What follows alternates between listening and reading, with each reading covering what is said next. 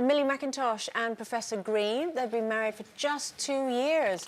Now, there's been lots of rumours as to why they've actually separated, but a lot of people said, and I can remember this, when they very first got together, sort of poo-pooed the whole romance from the start, saying, well, it's never going to work because they came from such different social backgrounds. I have to say, we have no idea what the actual reasoning for their split is now, but that's what people were saying at the start. Yeah, I mean, I think I was more surprised by this one because he's been on the show a couple of times, and I don't know her particularly, but he's a really great guy, and he's very in touch with his emotions and very female focused. He's had very strong women in his life, and so I was quite surprised by this. But he did say something a while ago about the fact that they don't really see each other very much because they're both so busy. So maybe that has something to do with it. But the social divide thing, yeah, I mean, it is interesting because I think, again, it's like we were talking last week about age gap relationships and how the thing I would struggle with is that the area of commonality where you can sort of say, oh, do you remember that record or whatever? Yeah.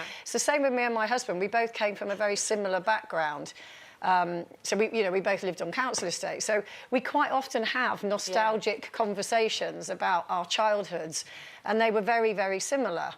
And I sometimes think that maybe in a relationship where you come from very, very different spectrums of life, that maybe those arguments suddenly become, oh yeah, well, you know, you wouldn't understand that because you come from a wealthy I think in the family. beginning of those relationships, that's possibly the attraction, that you're both so different, that it's someone that you've never been out with like that before. And do you think it works better if it's the other way around? You know, we never saw what happened after Cinderella got married.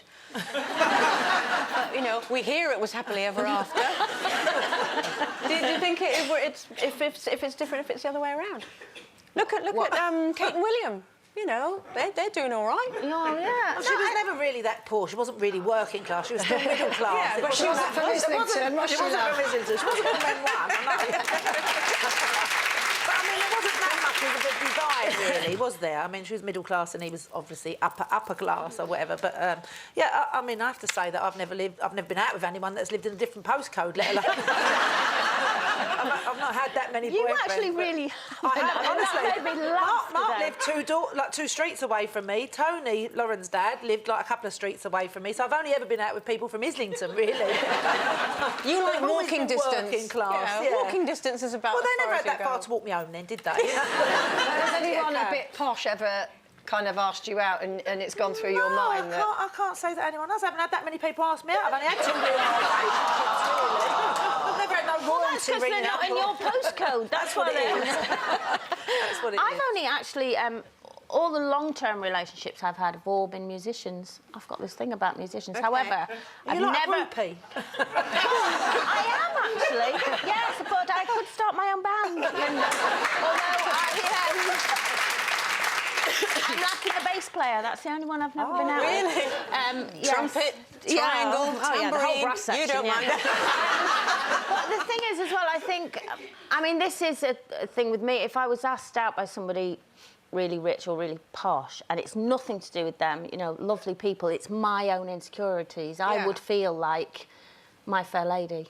Like I'd have to have elocution lessons, and I'd have to learn, you know, how to eat properly, basically, you know. I went out with a few posh boys when I was younger, and I must say, again, they were absolutely fine, but when I used to go back to their house, because I lived in a little terraced house or whatever, and you'd be like, there'd be this whacking great house in the countryside, and it was more their parents I was sort of a bit more intimidated by, and the lifestyle, sort of thinking, oh my God, you know, they're going to think I'm really common. And they probably did, because I'm not with them.